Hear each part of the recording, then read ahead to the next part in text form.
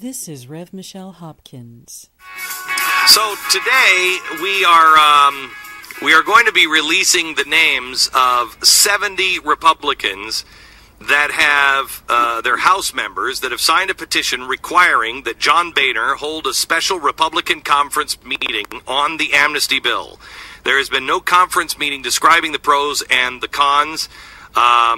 What's going to happen in the next few weeks, possibly by July 4th, the Senate will pass the amnesty bill.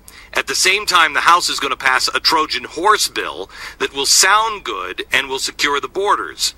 The problem with that is they're both going to be sent to conference committee, where amnesty is going to be added to the Trojan horse bill. The Senate will vote yes on final passage and send it to the House.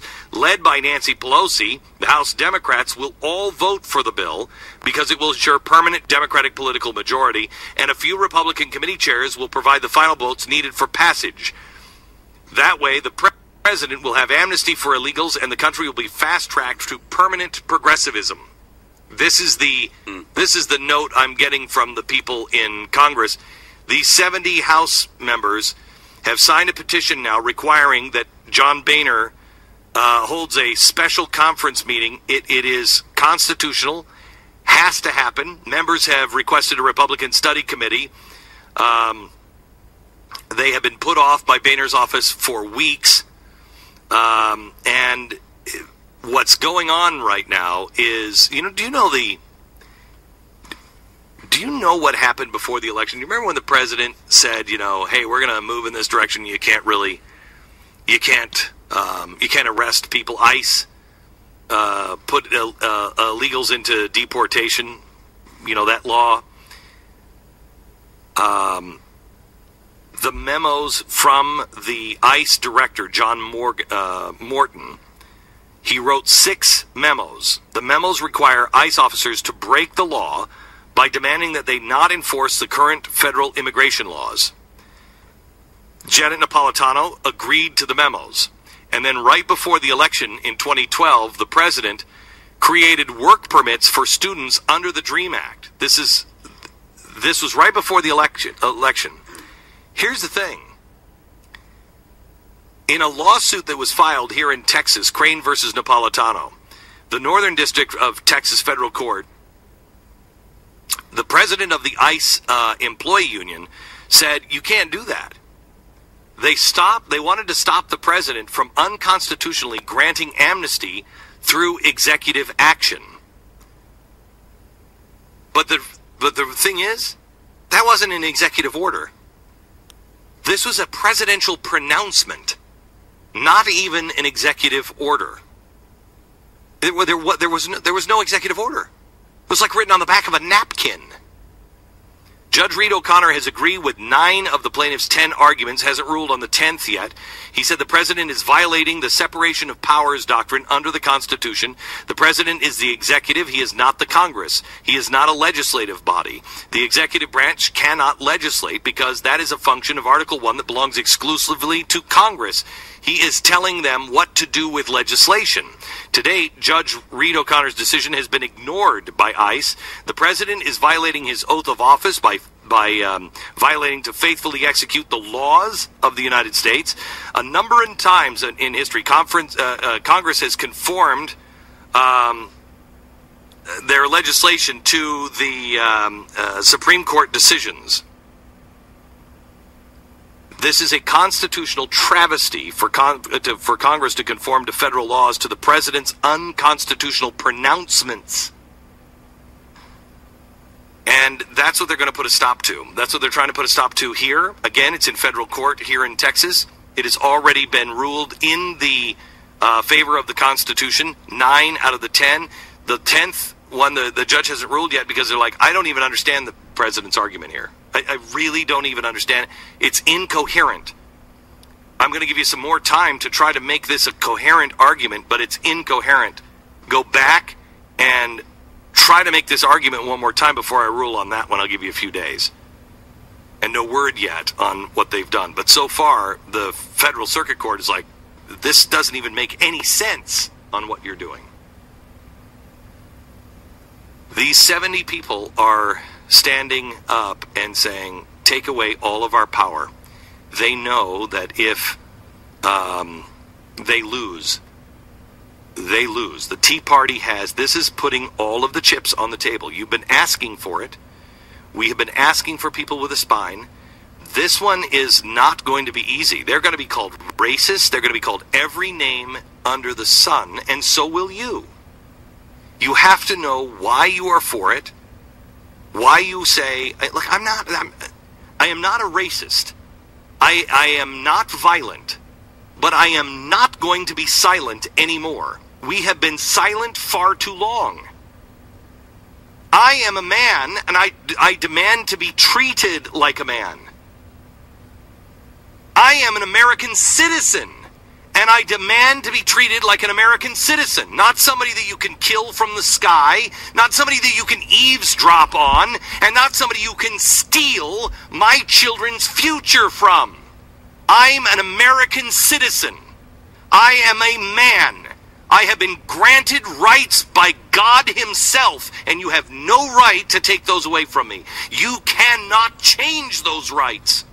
And I have a duty to stand against you. And so does every other American within the sound of my voice. You don't worry. Don't you worry about the things that you might have said to someone. Don't you worry about that unkind word that you might have said at one point. Don't you worry about that one act that you feel really, really bad for all these years later. Don't worry about. You stole from a supermarket and you went in and you grabbed their cash at night and you got away for it. Don't worry about that one when you come up to the judgment bar. You're going to be asked one question. Let me see your paperwork. Hang on just a second. It says here you were alive in America when the freedom of the world was at stake. And it says here you knew freedom was on the ropes. And it says here you did nothing. I know, but I want to talk to you about the supermarket thing. I'm really, really sorry about. Next. You don't make it past this one. Because this isn't about you. This isn't about your stuff. This isn't about your freedom. Why do you think Nelson Mandela went to jail for so long? It wasn't about him. It was about man's freedom. This isn't about us. History may never remember any of our names. History may indeed record our names as villains if we lose.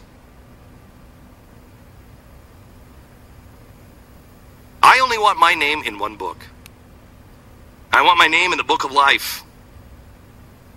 I want my name to be the size of John Hancock. When I get there and the Lord asks me, what did you do for man's freedom? I want you to be able to say, open your book. That is my name. Written the size of my hand, that is my name. And if that condemns me, so be it. But I know it will not, because I did not march, I did not stand, I did not take the abuse for any other reason than I know the truth of God.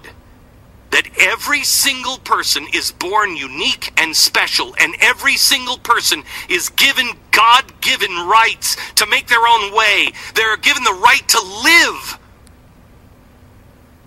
They are given the right to speak.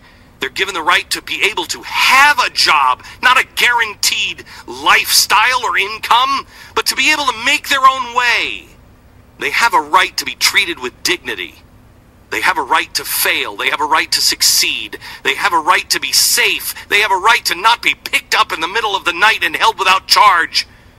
If I have done something wrong, says Gibson Guitars, charge me. I have a right to face my accusers. I have a right to a private conversation with my wife. I have a right that you don't come into my house and just take my stuff. I have a right to teach my children the way I deem fit. I have a right to defend myself. I don't know if you saw the video from San Francisco, but it was up on the Blaze yesterday. A madman comes in naked and is running through the BART station, the transportation hub. And somebody from the subway system is yelling at a woman who's in hysterics. Get away from him! Get away from him! I've called the police! They're coming soon! They're coming soon! Well, soon just isn't fast enough now, is it? Come, hide in here! Hide! Hide in here! Meanwhile, how many hundreds of people stood around and watched? We are turning into mice. Write your name in the book of life. Stand. You have asked for heroes. You are given another chance. God opens another window. Will we take this one? Will we stand? Will we support? Oh, they're going to spit on us. They're going to call us names. They're going to pressure us in our jobs. I might lose my job. I might lose my business. You haven't lived until you've had somebody like Senator Ted Cruz, who has a history of people going to jail in their family in Cuba. His father was put in jail and tortured in Cuba. You haven't lived until you've had a conversation with him in public, and he turns to you in all sincerity and says, Glenn, honestly, I can see us approaching a day where you go to jail and you repeat my father's life. You haven't lived until you've had somebody with that knowledge and that kind of power and position say that to you. I might lose my job, I might lose a client, I might lose this, I might lose that, I might lose my family. I might lose my life, and so may you. But is there anything worth losing your life over more important than this? We are not radicalized Muslims. I cherish life. I cherish freedom. I cherish the freedom, the rights of Muslims who want to blow me up. I cherish their right to live. I cherish their right to a fair trial. I cherish their right to believe things different than I do. I do not cherish their right to kill people in the name of God. I do not cherish their right of going after innocents and slaughtering them in the streets. I do not cherish their right of beheadings. But I cherish their right to believe in a different God than I do. And if they are not violent, I will stand beside them, even though I vehemently disagree with what they believe. Is there anything more important than standing up for human dignity, for the rights of all mankind? They are going to try to make this into a civil rights case, and it is not. It is an affront to anyone who understands civil rights. Martin Luther King was not saying, we're all breaking the law here. Unless the law was unjust, you cannot eat at that supermarket counter. The hell I can't. You cannot ride in that bus. The hell I can't. I'm a man and I deserve to be treated like a man. I will treat every illegal in this country like a man or a woman. I will treat you with dignity. I will treat you with respect. But I will not give you special privilege. If I break the law, I go to jail. If you break the law, you go to jail. If you break the law, why did you sneak over here at night? Why didn't you just walk down the center of the street there at the border crossing and say, I have a right to come into the United States? Because it's against the law. That's why. You broke the law. And it is not an unjust law. What is unjust is the nonsense of allowing people into this country. The endless red tape.